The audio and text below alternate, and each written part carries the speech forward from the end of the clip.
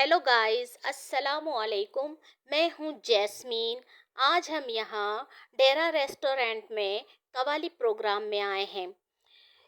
यहाँ बहुत ही उम्दा तरीके से डेकोरेट किया गया है और बहुत सारे लोग देखें यहाँ पर शरीक हुए हैं।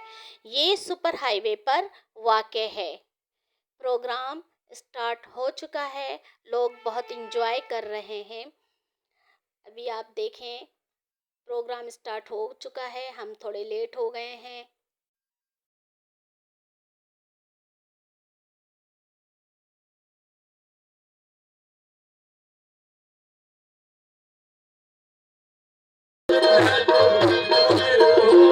मेरी रिक्वेस्ट है, खासतौर पे जितने भी हमारे भाई हैं, आप बिल्कुल ये हमारा जिबर है, इसके साथ नाचें, लेकिन ट्रिगर पे उंगली ना रखें।